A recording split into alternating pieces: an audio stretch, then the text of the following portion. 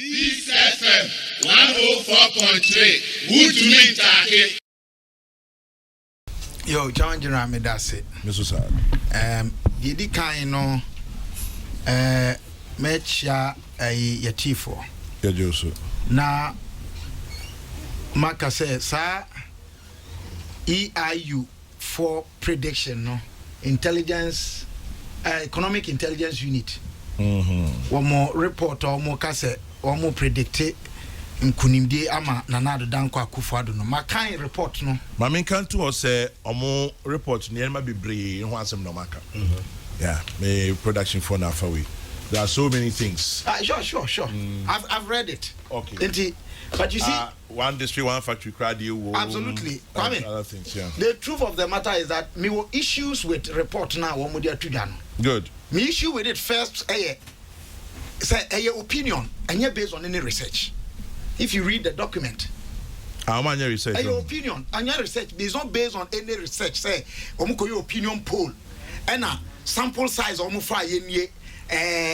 One more no kasa no said CDD and I say University of Ghana for political science Miami department omo ye ya omo poli ye no nipa dodo a omo no omo kasa ye dodo sei e kan sei I no nti omo de ye prediction de ma Nanado e University of Ghana de no that time omo ye no and yes hana sa economic intelligence unit report ye tie oka report na Kwame yes I am in one class say anybody would want to proceed with that report to make a discussion. Okay. It's not worthy.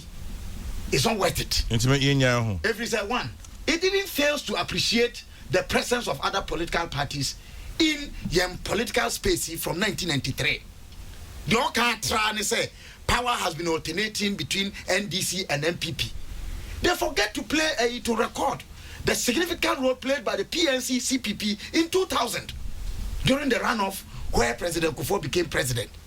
They forget to talk about the key role that these parties, other parties, play in 2008 when President Mills became a president in the runoff. And the present circumstances are Ghana, which is a friendly paper, to conduct a poll and put it out there. That will favor you. With the editorial team agreeing, say, this is our candidate, we want to help him through our machine. And predict a win for you. And what the psychological effect on the minds of the voter. Okay. And these things are not the. What I want to say in reaction to that prediction is you see, one, there's a God factor. 2020 is not yet here. And I remember very well that before July 24, 2012, the National Democratic Congress had one Professor J.E.A. Mills as their would-be candidate in that election. I'd like to remind you that we are class prefect of Kukuruku, not Cock-a-doodle-doo. Chairman General. Yeah, country me pacho man no birebre. Anya nyamedi. Professor J.E.A. Mills nanka NDC nya ya. Ansana kitawonsa bosome no. There toso aduonu ennan nanka obeye wo mo franka tuni ewo afe mpinu ene dumienu abato no mu no obeye wo franka tuni enso fofi antoata December 7 and 8 7 and 8 December 7 ene to aba Chama General ayana me birthday me papa Kufuor birthday ayana ya messy with me dream kakra President Kufuor 8th only me share the same birthday. Okay.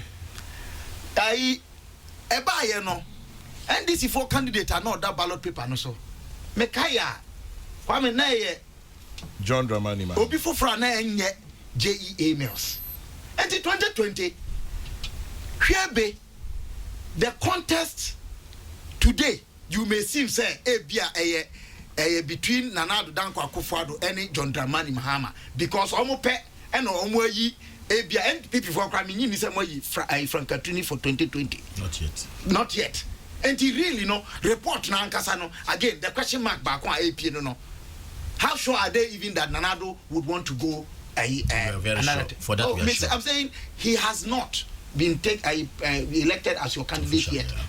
So that the report making emphatic statement instead of using sabi nkasa ni bi won ma say ebia anka protocol ya kana hedging words ebia most likely maybe any ade no enya sa na report ka o kasi sudua say de ebesinie eya sa ebe yam from so CPP afena ye ya musiesie a ene nyame adoma ye ko central committee ebe cha no ye be ye regional elections ye be ye national officers elections ye be yi frankatuni depending on your friends and your strategy for 2020 chairman general and it is not going to be a straight contest between granted process say NDC any MPP for na candidates are between John Dramani Mahama and Nana Dankwa Akufo-Addo for you to say between the two no it's going to be like that.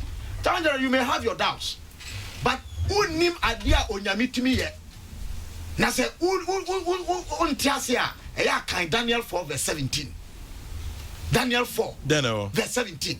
Osi onu Nyankopon odi ntini e wa adasansem ensem mu. Na otimi fa obia oya dida fichirempo o man so e ma no be ye ohene. That is God for you. He reigns in the affairs of men. Enti EIU there no the American nyina say well wa chere na dwen but at the end of the day adwen chere kase a ehia pa e de Ghana for beka abato edan edua Peace FM 104.3 Good to meet Taki.